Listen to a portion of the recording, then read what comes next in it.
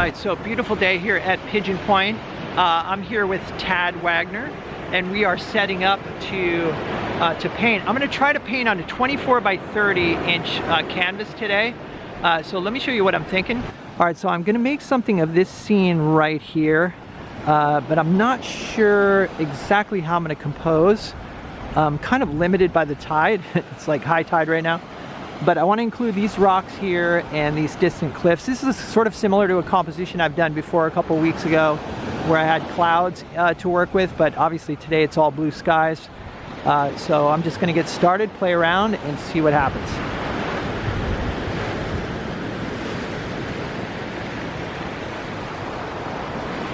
Okay, so it looks like you're working on a 16 by 16, is that right? 16, that's right, yeah. All right, and you've got your usual, like, generous supply of paints here. There it is. Yeah, beautiful. All right, well, I know where to go if I run out. Dip in anytime. All right, so I'm using the Anderson easel, and I've got, as I mentioned, a 24 by 30. You can see that there's, you know, that the canvas is backlit, so I'm gonna turn it so that it's sideways to the sun, so I don't have this illumination to deal with. Usual palette of colors here, using liquid as my medium and an assortment of brushes, but probably going to use this number 8 natural for most of the painting. All right, so Tad has his sketch here. The nice thing is that it's a very simple idea. So there is the rock that he is painting. I find that, like, when I have a simple compositional idea, you know, it's more chance for success. Cool. Yeah.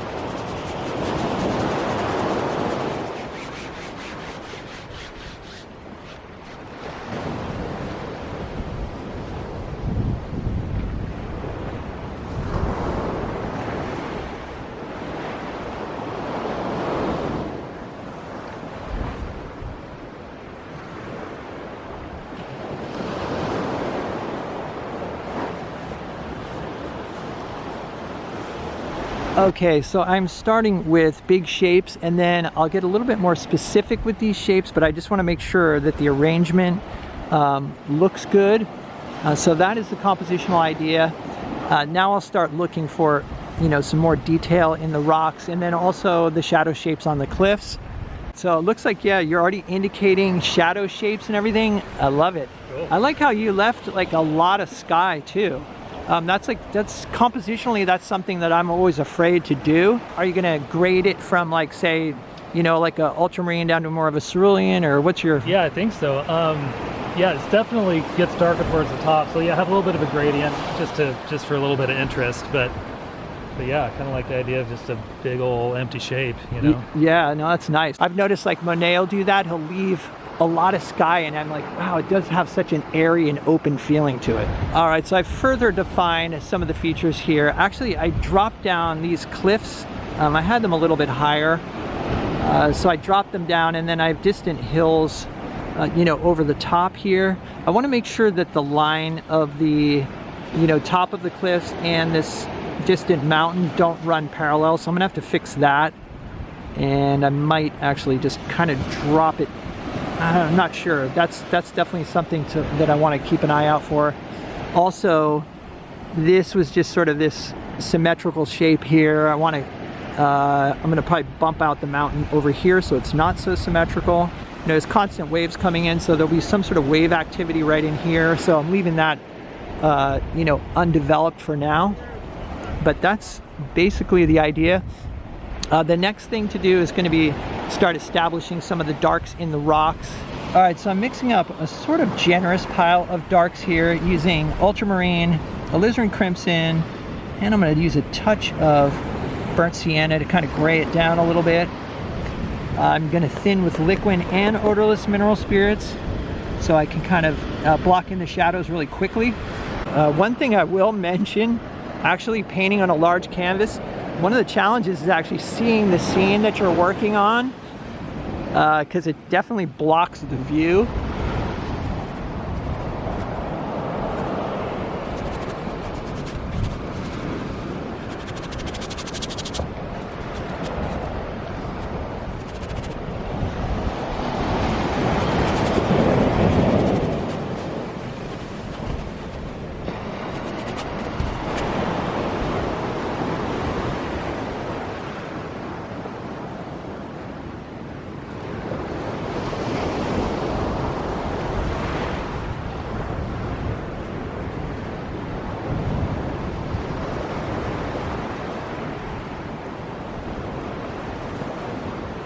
All right, so next thing I'm gonna do is mix up some color for the lighter portion of these dark rocks here.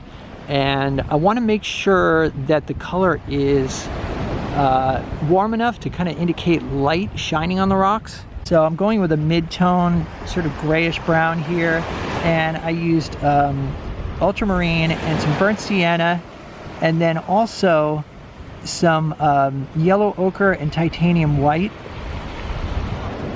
And so I want to make sure that there's a value shift between the darkest darks, you know, so that it does appear to be having a light effect on the rocks. And then also I want that the rocks, or the light color of the rocks, to be dark enough that it stands out against the water. So as you can see here, there's a, you know, quite a dramatic value shift between the rocks and the water.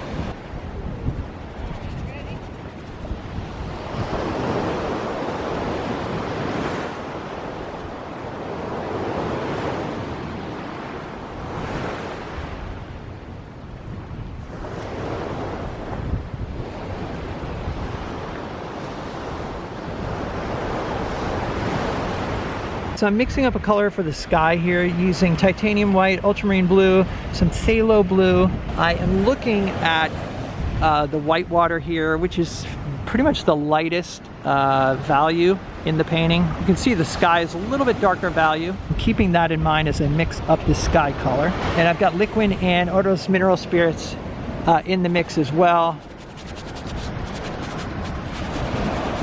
And as I've mentioned many times, colors at this point are approximations. I do want a little bit more white in there.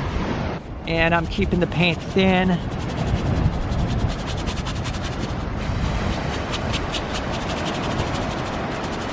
And I'll come back in with thicker paint and be a little bit more, you know, start making adjustments to these colors and values once I've covered the whole canvas.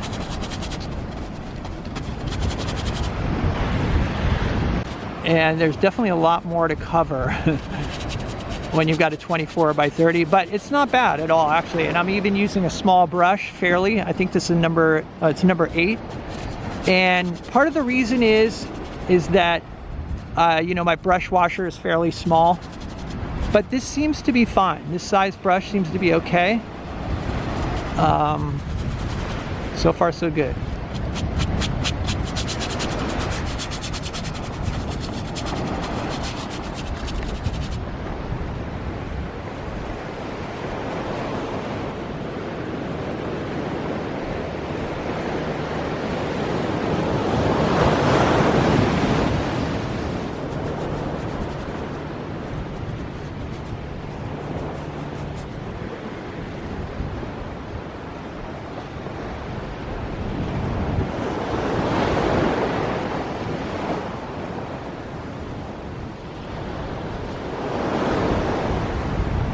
All right, Tad's alarm went off. He's got to actually head out of here. I shifted like yeah, there, that's perfect. That's perfect. Yeah. All right, cool.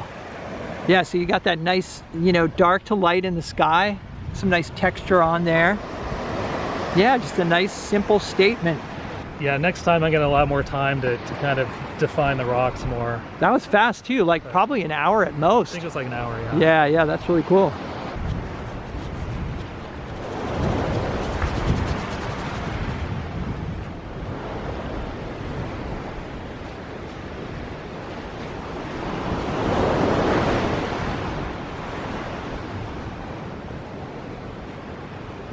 All right, so I am standing back about 10 feet, just trying to, you know, take in the whole composition.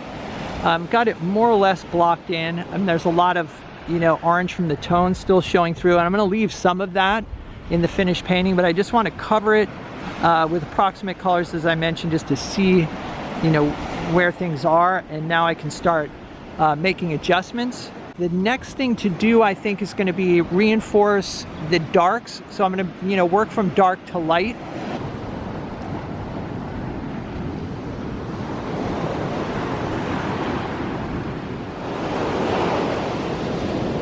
I've mixed up some, a little bit lighter sky mix and a little bit thicker. And this is titanium, same mixture, titanium white, ultramarine, and phthalo with more white. And I'm gonna grade the sky from light, you know, to dark, even though there's not that much sky to work with.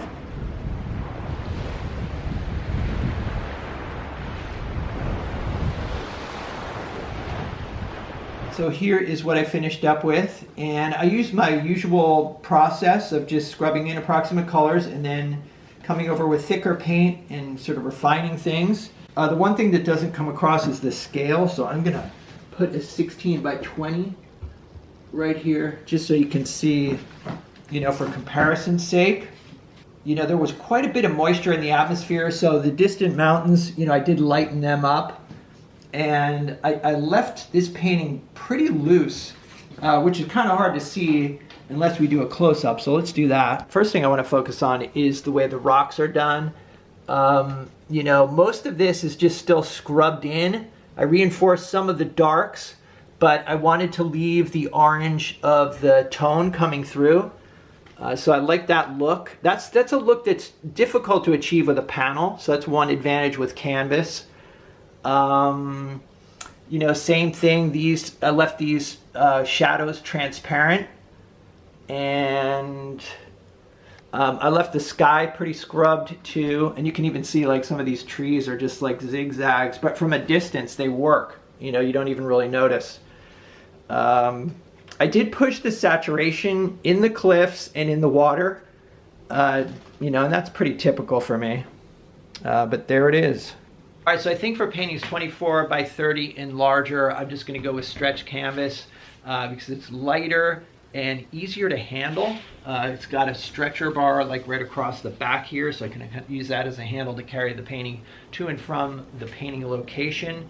If I have a panel, like I said, it's heavier, and also it's difficult to carry it without touching the surface, the painted surface.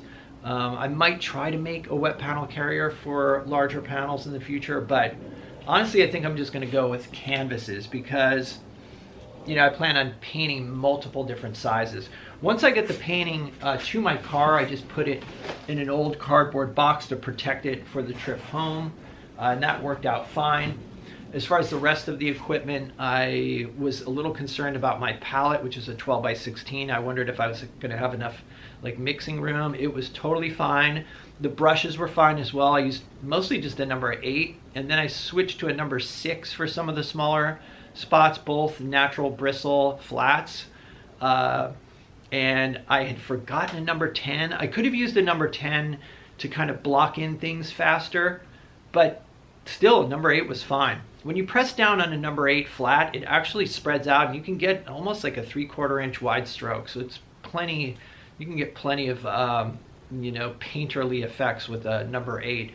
But a number 10 could be good too. And I can use my, my 16-ounce brush washer with a number 10 without splashing out too much of my mineral spirits. So overall, it was kind of not that much different. Took about a half hour longer than, say, a 16 by 20, so not much longer. And it was a lot of fun. So anyway, as usual, let me know what you guys think in the comments. If you'd like to see some extra videos and help support the channel, there's a Patreon link down below. Got a bunch of extra videos on there and a materials list. So if that sounds interesting, check it out. Thanks for hanging out. Stay creative, and I'll see you guys in the next video.